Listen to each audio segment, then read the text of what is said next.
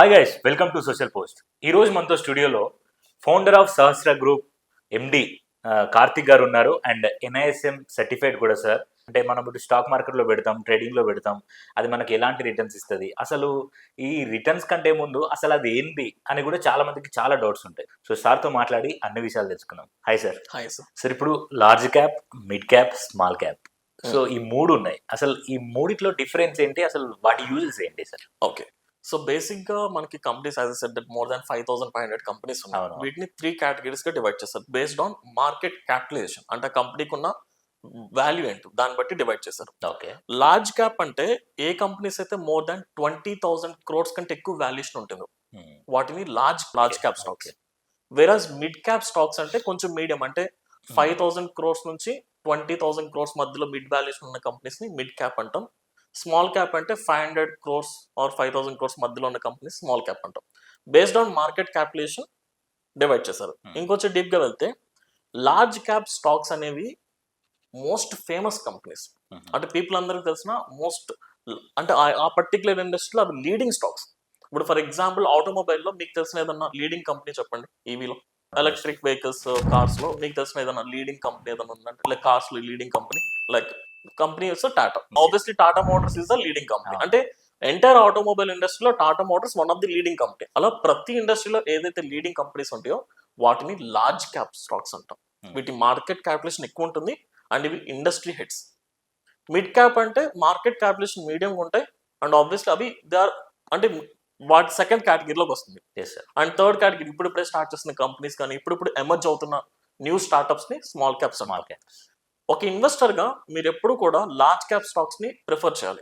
ఎందుకంటే నేచర్ చూసుకుంటే markets increase అవుతున్నప్పుడు అన్ని ప్రాఫిట్స్ వస్తాయి, కానీ మార్కెట్స్ ఫాల్ అవుతున్నప్పుడు, పడిపోతున్నప్పుడు, ఏదన్నా క్రాష్ వచ్చి ఎకనామిక్ క్రైసిస్ వచ్చి మార్కెట్స్ పడిపోతే స్మాల్ క్యాప్ స్టాక్స్ చాలా ఫాస్ట్ గా పడిపోతాయి. మిడ్ క్యాప్ స్టాక్స్ కొంచెం మీడియం, లార్జ్ క్యాప్ స్టాక్స్ చాలా స్టేబుల్ గా ఉంటాయి.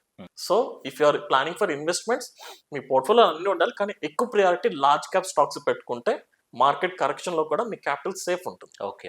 ఇండస్ట్రీ లీడ్స్ అంటే టాప్ కంపెనీస్ కాబట్టి సో సేఫ్ ఇన్వెస్ట్మెంట్స్ ఉంటాయి. ఇప్పుడు మనకి ఏమైనా వరల్డ్ మధ్య వార్స్ అయినా కూడా, లేకపోతే సడన్ గా ఒక దేశ ప్రధాని మారినప్పుడైనా, లేకపోతే ఎలక్షన్స్ టైంలో అయినా స్టాక్ మార్కెట్స్ అన్ని పడిపోతాయి అని అంటూ ఉంటారు. అవును. అంటే వాటి ఏదైతే మార్కెటింగ్ ఉంటుందో ఆ మార్కెట్ అనేది తగ్గిపోతుంది.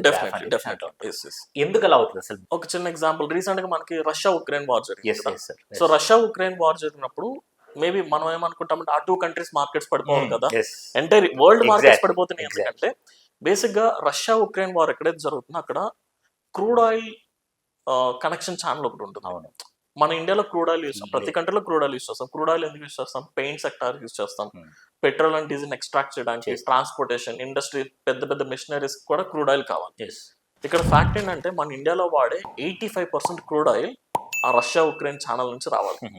ఇప్పుడు అక్కడ వార్ జరిగింది అనుకోండి, ఆ ఛానల్ లింక్ కట్ అయిపోతుంది, క్రూడ్ ఆయిల్ ఇంపోర్ట్స్ ఆగిపోతాయి. ఎప్పుడైతే క్రూడ్ ఆయిల్ ఇంపోర్ట్ ఆగిపోతుందో క్రూడ్ ఆయిల్ ప్రైజెస్ పెరిగిపోతుంది. ఇప్పుడు క్రూడ్ ఆయిల్ ప్రైస్ పెరిగితే మనం ఇంపోర్ట్ చేసుకోవాల్సిన ప్రైస్ కూడా పెరుగుతుంది. ఇప్పుడు ఏషియన్ పెయింట్ అనే ఒక కంపెనీ ఉంది, వాళ్ళు పెయింట్ మ్యానుఫాక్చరింగ్ లో క్రూడ్ ఆయిల్ వాడతారు. ఇప్పుడు ఈ కంపెనీ ఫర్ ఎగ్జాంపుల్ ఈ క్వార్టర్ లో ప్రాఫిట్స్ ఒక 100 crores ప్రాఫిట్ వచ్చింది అనుకుందాం. ఈవెన్ ప్రాఫిట్స్ వచ్చినా ఈ ఇంపోర్ట్ చార్జెస్ పెరిగిన దాని వల్ల కంపెనీకి నెట్ ప్రాఫిట్ మిగలదు. రెవెన్యూ రావచ్చు బట్ ప్రాఫిట్ మిగలదు. సో ఎప్పుడైతే ఈ క్రూడ్ ఆయిల్ ప్రైస్ పెరుగుతుందో మన ఇంపోర్ట్ చార్జెస్ పెరిగినప్పుడు ఎకనామిక్ అది థ్రెట్. సో దాని అంటే మనం ఎక్కువ డబ్బులు పెట్టి కొనాల్సి వస్తుంది కదా. అవునవును. For example crude oil price ఒక $100 పర్ బ్యారల్ ఉంది అనుకోండి, ఈ రష్యా ఉక్రెయిన్ వార్ వచ్చినప్పుడు 130-140 అలా వెళ్ళిపోతుంది. అలాంటప్పుడు మనం ఎక్కువ మనీ ఇన్వెస్ట్ చేసి బై చేయడం వల్ల మన ఎకనామీలో ఎక్కువ స్పెండ్ చేస్తున్నాం, అయినా ప్రాఫిట్స్ మిగలవు. So that is threat. ఇది ఒకటి. అండ్ ఇంకొక ఎగ్జాంపుల్ మీరు చెప్పింది ప్రైమ్ మినిస్టర్ చేంజ్ అవ్వడం. మేబీ ప్రైమ్ మినిస్టర్ చేంజ్ అయినప్పుడు అంత ఇంపాక్ట్ ఉండకపోవచ్చు. అంటే ఇక్కడ 2 scenarios మాట్లాడుకోవాలి. ఫర్ ఎగ్జాంపుల్ మనం ఇండియా ఎగ్జాంపుల్ తీసుకుందాం.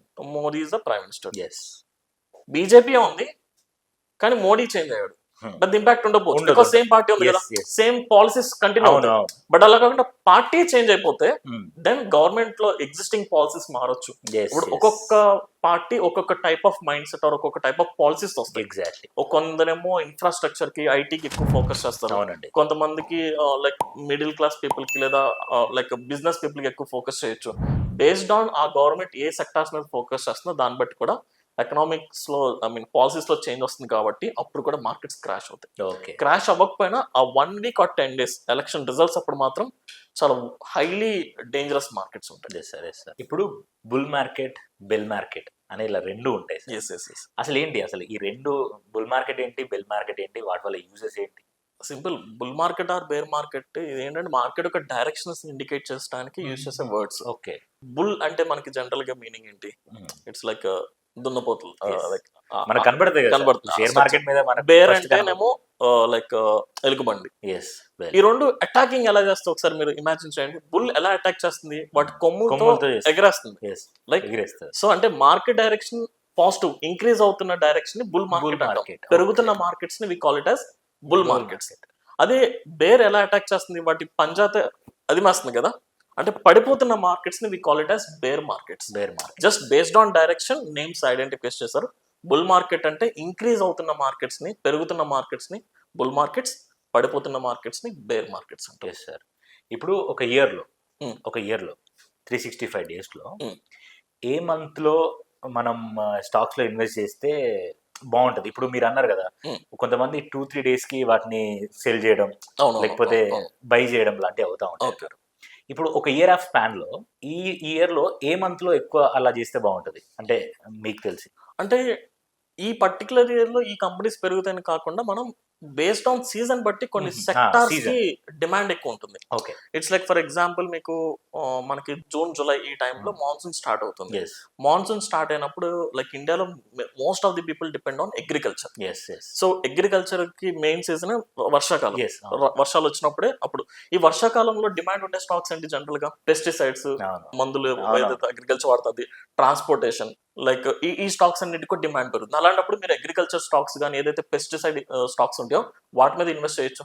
Right Okay, season. okay. For example summer season వచ్చింది, every one will use ACs కానీ మెయింటెనెన్స్ ఎక్కువ ఉంటాయి, వాటి సేల్ కూడా పెరుగుతుంది. సో వోల్టాస్ లాంటి కంపెనీస్ ఎక్కువ సర్వీస్ అండ్ సేల్స్ లో ఉంటాయి. అలాంటి కంపెనీస్ లో ఇన్వెస్ట్ చేయొచ్చు. ఇప్పుడు ఫర్ ఎగ్జాంపుల్ మనకి వినాయక చవితి తర్వాత నుంచి మీరు అబ్జర్వ్ చేస్తే ఎవ్రీ మంత్ ఫెస్టివల్ స్టార్ట్ అవుతుంది. వినాయక చవితి అయిన వెంటనే బ్యాక్ టు బ్యాక్ దసరా, తర్వాత Deepavali, followed by Christmas, Sankranti వరకు కూడా మనకి ఫెస్టివల్ సీజన్ ఉంటుంది కంటిన్యూషన్ 3-4 months. ఈ మధ్యలోనే మ్యారేజ్ సంబంధించిన సీజన్ కూడా వస్తుంది. ఇలాంటప్పుడు ఎక్కువ గోల్డ్ బై చేస్తారు పీపుల్. అలాంటి స్టాక్స్ ఎక్కువ ప్రిఫర్ చేయాలి. సో బేస్డ్ ఆన్ సీజన్ బట్టి కొన్ని సెక్టార్స్ కి డిమాండ్ పెరుగుతుంది. అలా డిమాండ్ బట్టి ఏ సెక్టార్లు ఎక్కువ సేల్స్ ఉంటాయో అవి ఫోకస్ చేయాలి. సో సీజనల్ గా focus seasonal, exactly seasonal investments అంటాం. Yes, sir. So Okay. ఇది రైట్ చాయిస్ యాక్చువల్లీ. Yes.